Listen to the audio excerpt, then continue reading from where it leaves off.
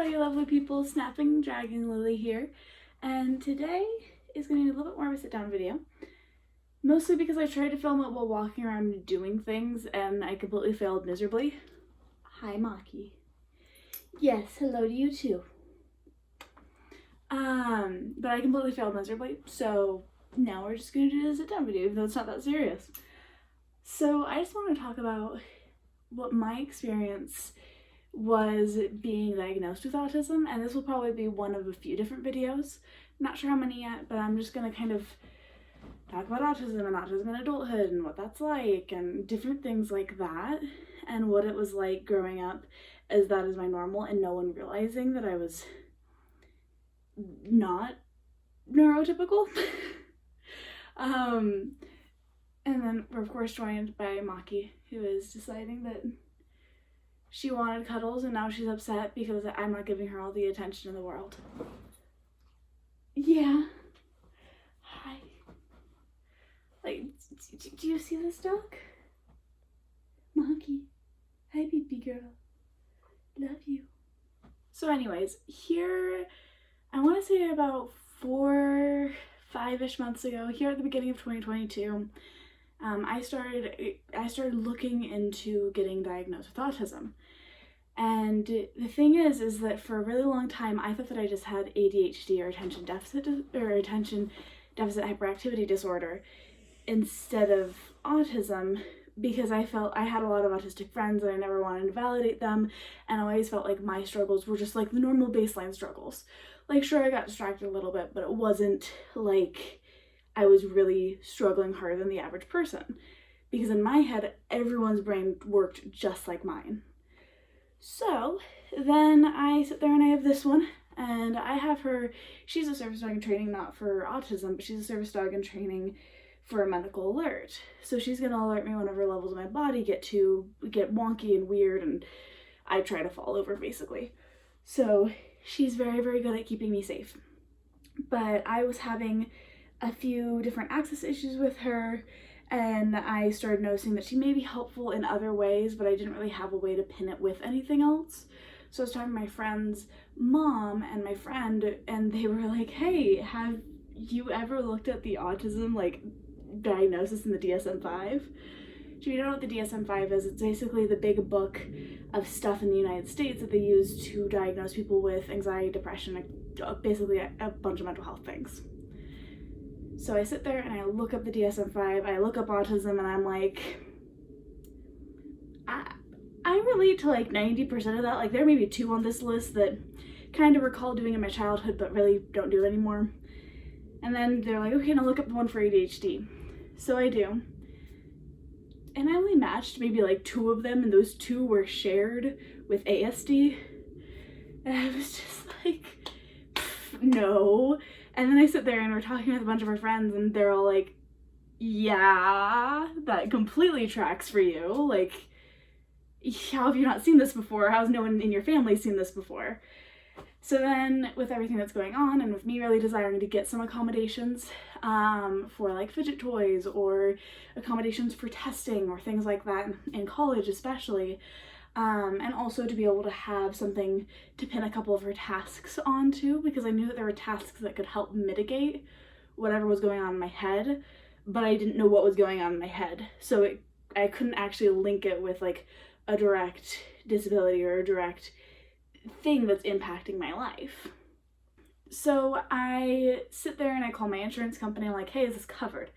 They're like, yes, but you gotta find someone who takes us. And I'm like, cool. They've literally were just like, good luck, because every psychiatrist is booked out for like 4 or 5 months. And I'm like, so I called the one that's directly related with my insurance company, and there's like, oh yeah, we're on a 2-year wait list. And I was like, cool, never mind.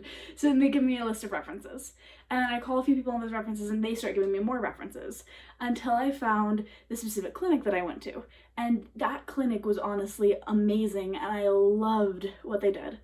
And it was really cool too, because up until then I hadn't experienced a medical professional who is in residency or in their fellowship. up until I had this experience.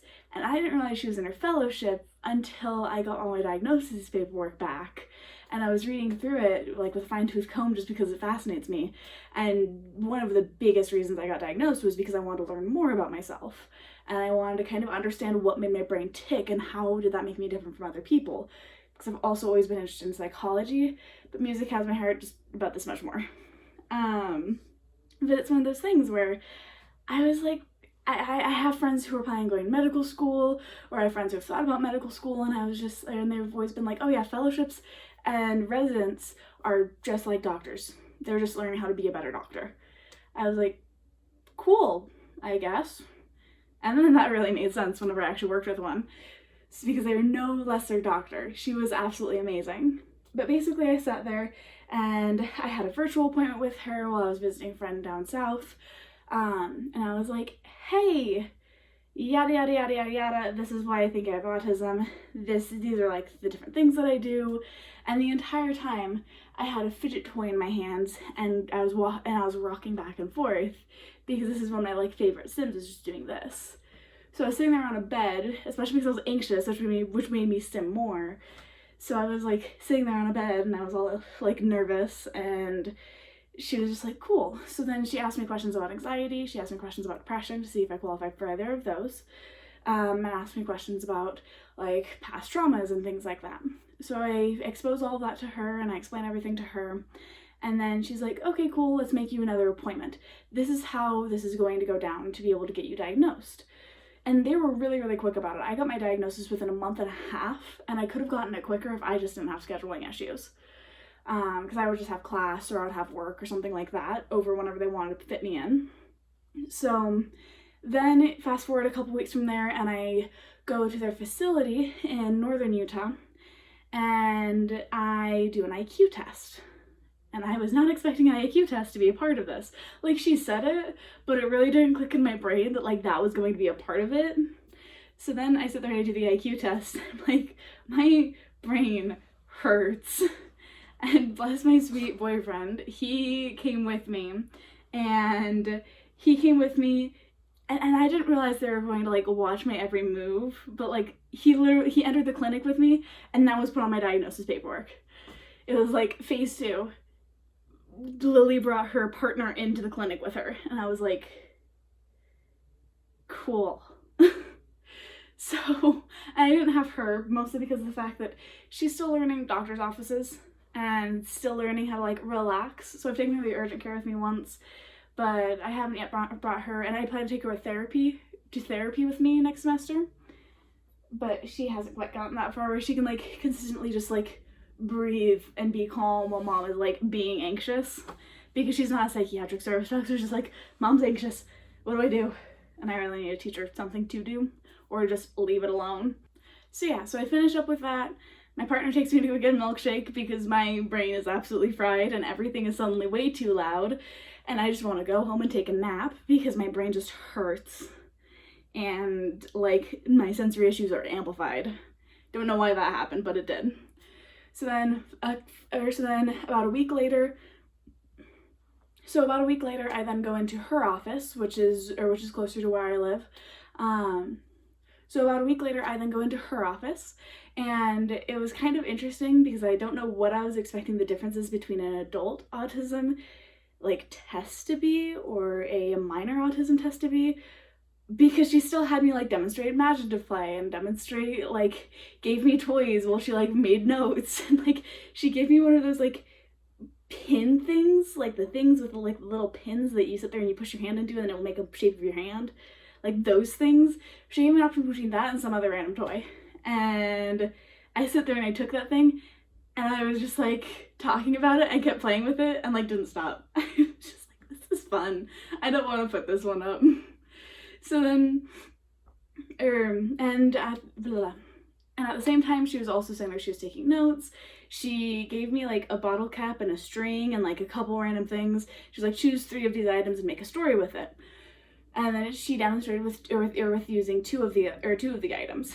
She was like, yada yada yada yada yada, and like made a thumb cover thing, like a seamstress thumb cover, into like a mermaid. and I was really confused, and like my brain just didn't, like, does not do that well, does not do imaginative play well.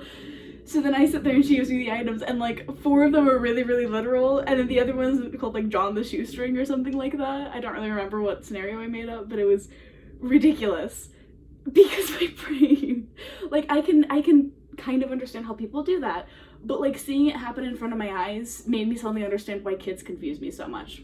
Is because my brain just, it used to kind of do that as a kid, but even then it would be like very literal. I had Littlest Pet Shops and I had a giant bin of them.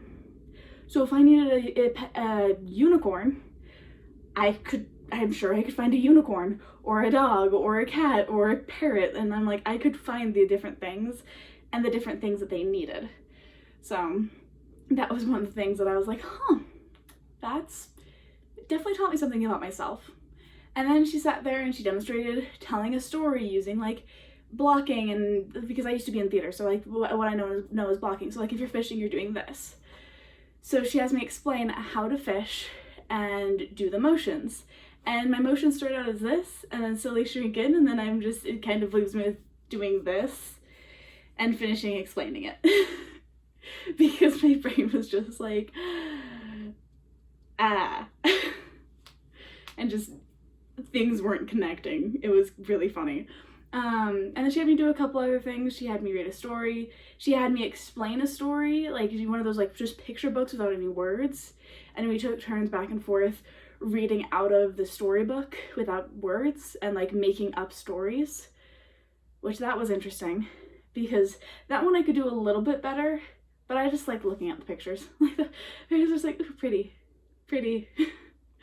So that is one thing, but if you are looking at getting tested for ASD, do know that no matter what age you are, at least I'm 20, and that's what they did with me, was that they were like, picture books and toys.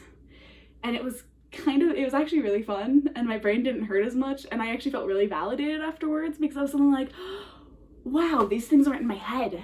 Like, I didn't even know that I had autism yet. She didn't share any of the results until a Zoom call 2 weeks later. But I was like, wow, I feel really validated because I understand that my brain doesn't work how other people's brains work because I can see it as she is doing this. Whether she's on the spectrum or not doesn't matter because regardless, she's either learned how to do this or she naturally knows how to sit there and do imaginative play in a way that I've never known how to, but that I've seen others do. So it was really, really interesting. But that definitely taught me a lot about myself, and actually I was really, really grateful for it because I was also able to sit there and see that, oh, you know what, if I take things too literally, I'm now able to catch it better because I'm like, right, that's how my brain works. People's brains don't work like how mine do. So I have to remember some people don't speak as literally as I do. And it's helped me catch it more, and it's helped me be like, okay, no, that was sarcasm. Okay, no, that was definitely sarcasm. Or that was a figure of speech that I've just never heard before and I can ask him what it means. Things like that. And then a couple weeks later, like I said, we had a Zoom call, and I had PT baby slime, and I was just playing with the slime. As soon as she got on, I went, look at my new slime. I was like, allow me to just be like slime. Just let me show you my new fidget because it makes me so happy. I love fidgets. So I'm sitting there and I'm playing with my slime, and she starts going through things. She starts asking me questions, and we kind of just break it down. And it isn't until the end of that Zoom call that I found out I'm actually on the spectrum and what the next steps are. She was really instrumental in helping me understand why everything was done the way it was, and also on helping me understand why I pick up things so quickly. Because I worked for a coffee shop for almost a year, and I sat there and I picked up making drinks really, really quickly, and I picked up doing different things really quickly and learning new skills really quickly. And people would ask me like, oh, hey, how'd you learn that so fast? And I'd be like, do you not do that? Like, and I would never sit there and be like, oh, you're stupid because of that. But I always just knew that my brain, hi baby.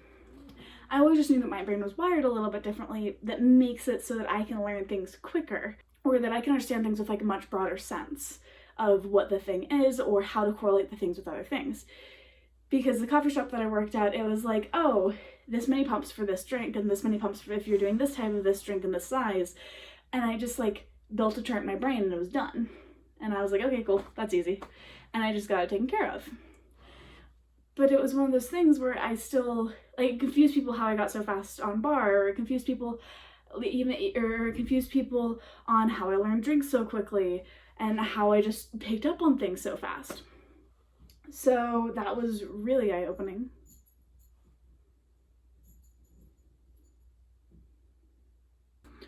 So Monkey unfortunately left me.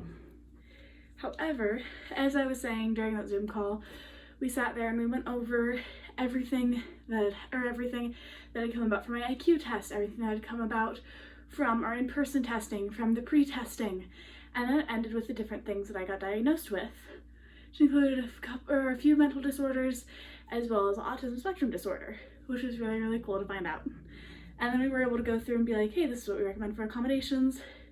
And I was like, yes, thank you, that sounds phenomenal. Make my school life so much easier. And then I also asked her what tasks I could ask Maki to do, and she gave me a list of those as well. So it was really, really cool.